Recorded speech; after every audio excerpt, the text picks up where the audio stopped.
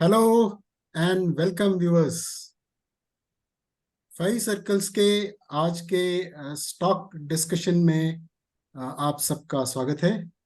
आज मेरे साथ है शरद जी, प्रसाद, और we are honoured to have our mentor Rahul sir. Thank you sir. Welcome everyone.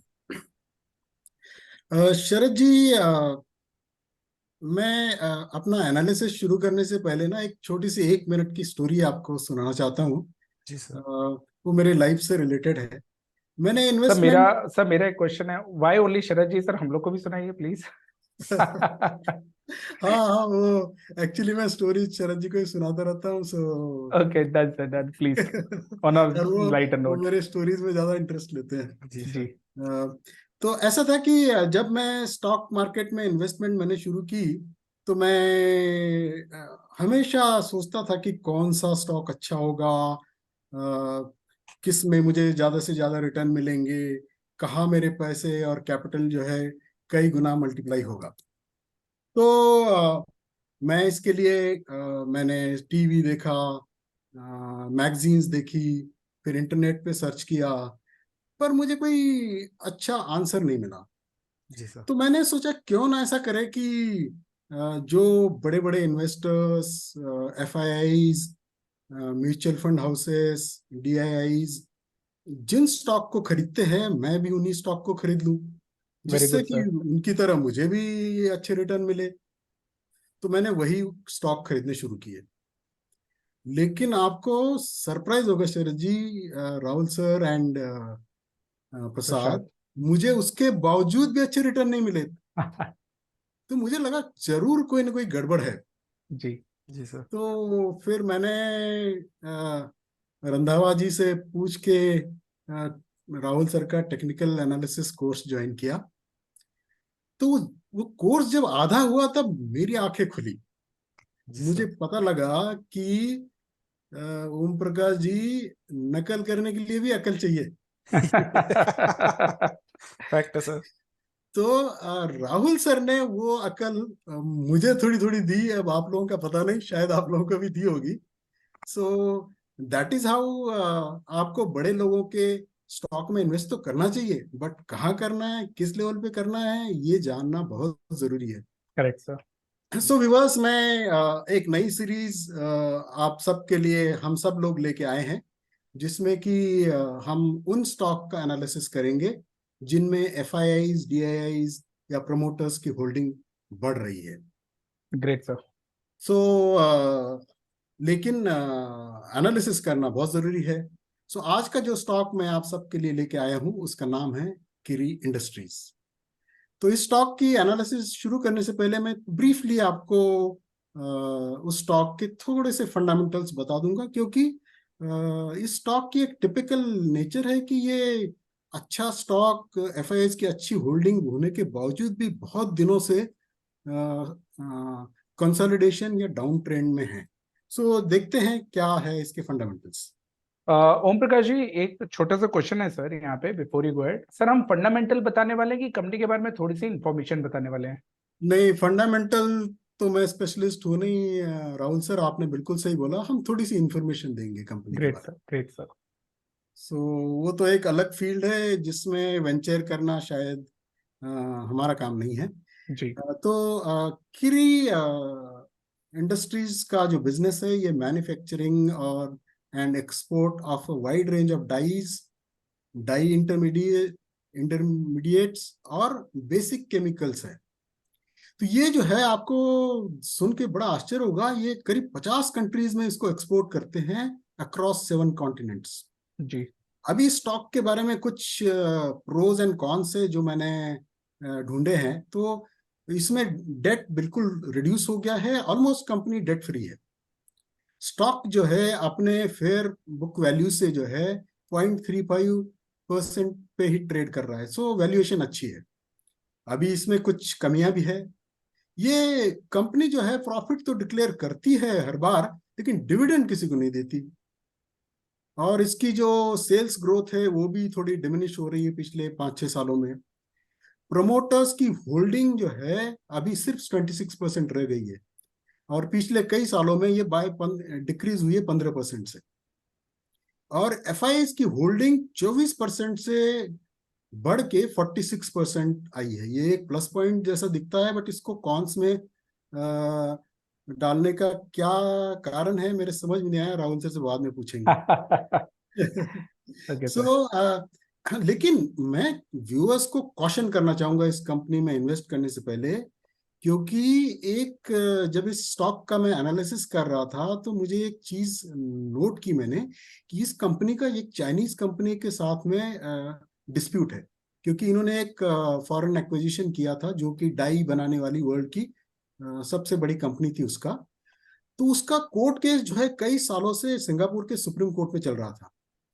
उस कोर्ट का डिसीजन फॉर्चुनेटली किरी इंडस्ट्रीज के फेवर में आया है, लेकिन वो अभी तक इम्प्लीमेंट नहीं हो पाया है। इसलिए इनका जो फाइनेंशियल हालत इस कंपनी की जो अच्छी होनी थी वो अभी तक इसलिए हो नहीं पाई है। सो यदि शायद हमको थोड़ा वेट करना पड़े तभी ये स्टॉक चलेगा, तो हमें इस स्टॉक में काफी कॉशियसली ट्रेड करना पड़ेगा। तो इस छोटे से फंडामेंटल जानकारी या कंपनी के बारे में जानकारी के बाद में sir Om Prakash ji, if you allow me, तो मैं 2-3 चीजें यहाँ पे ऐड करना चाहूंगा सर।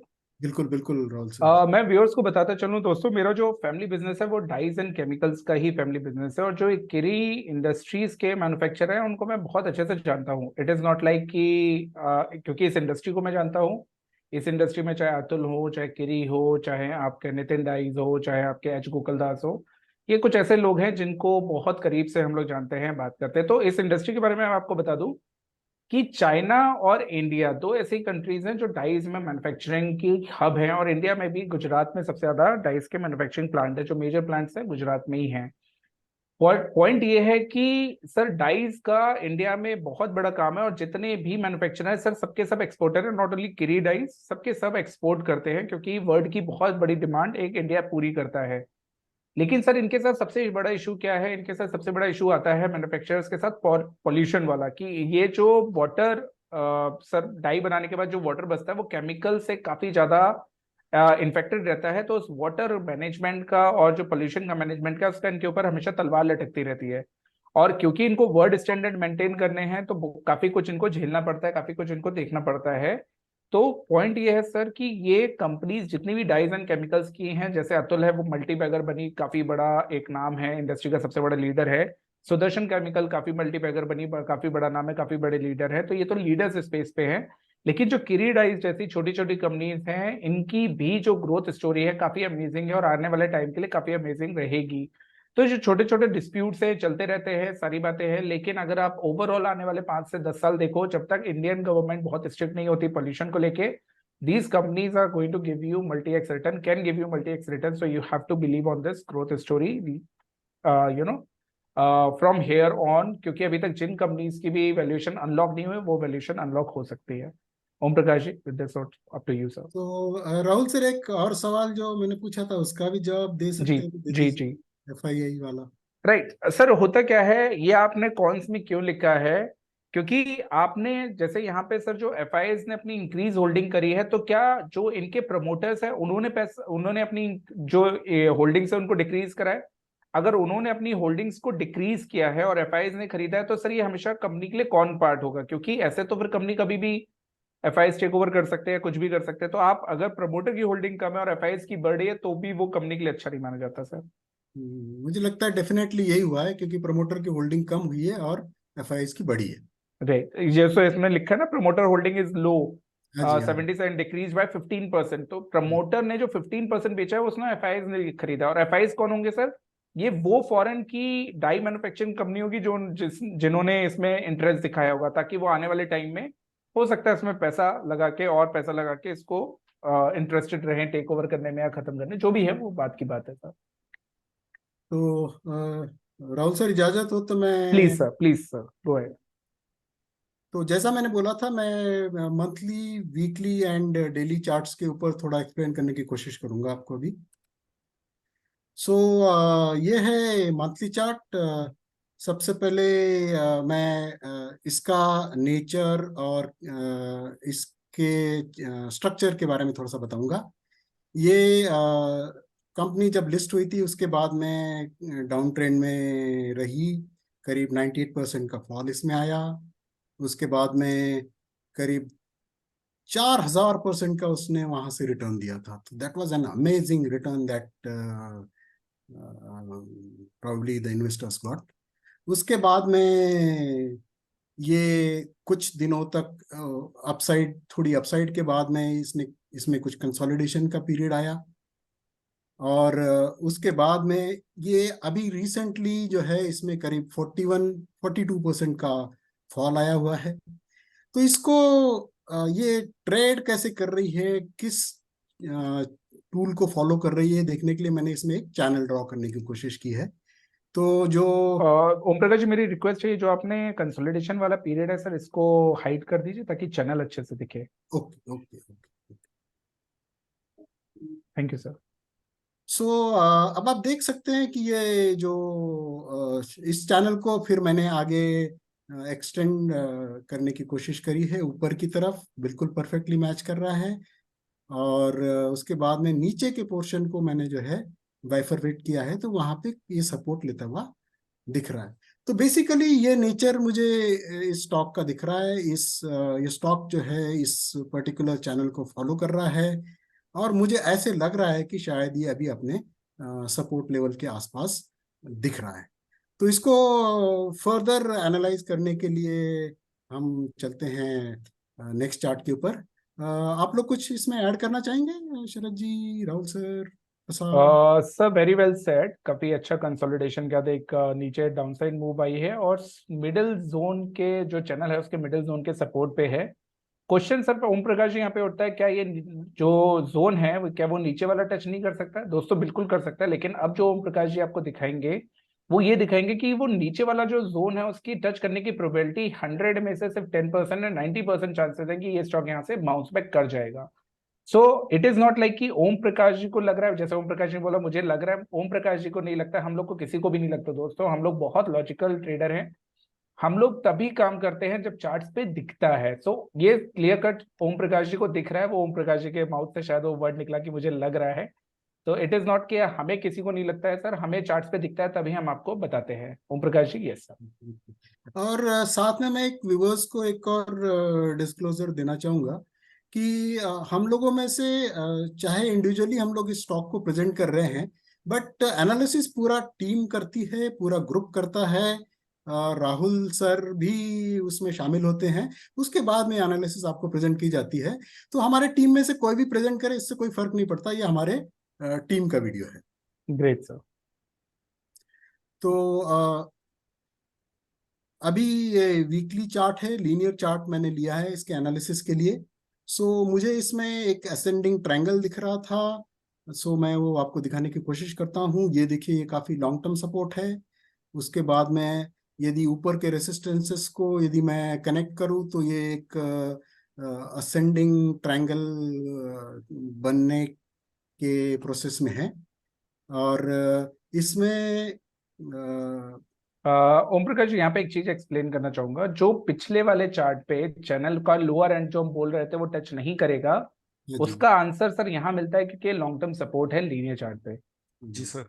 ये आपको सब व्यूअर्स को बताना पड़ेगा। दैट इज हाँ वाई वो, हमें मालूम है कि यहाँ से बाउंस बैक करेगा। हाँ जी, हाँ जी, वो उस पे मैं आता हूँ अभी, राहुल जी सर। जी। ओके। तो अभी आप देख सकते हैं कि ये एक जोन मैंने जो ग्रीन रेक्टेंगल से दिखाया है, ये एक इसका अच्छा खासा सपोर्ट जोन था, ये इसने ब्रेक किया है। तो अभी जो प्रेजेंट लेवल है इसका, यहाँ से यदि ये बाउंस बैक देता है तो ये करीब आपको 45 से 50% का बाउंस बैक यहाँ से मिल सकता है। और यदि आप लॉन्ग टर्म में प्ले करेंगे तो सेफली आपको 150% रिटर्न की यहाँ पे उम्मीद है। जो बात अभी राहुल सर कर रहे थे नेक्स्ट सपोर्ट की, तो ये मैंने एक नेक्स्ट सपोर्ट आपके लिए ड्रॉ किया हुआ है। और इन केस यदि ये स्टॉक यहाँ से नीचे जाता है तो उसका अगला सपोर्ट जो मैंने अभी एक ग्रीन लाइन से दिखाया है वो होगा। और इसमें करीब मुझे लगता है कि करंट लेवल से 20 से 25% का फॉल भी आ सकता है, बट जिसकी उम्मीद हमको उम्मीद तो नहीं कहूंगा, जो चार्ट हमारे नहीं इंडिकेट करते कि वो नीचे जाना चाहिए, क्योंकि ये काफी लॉन्ग टर्म सपोर्ट के ऊपर है। अब आप देख सकते हैं कि ये यहां से लेकर के स्टॉक की लिस्टिंग, ऑलमोस्ट लिस्टिंग के टाइम से जो सपोर्ट है उसके ऊपर है। सो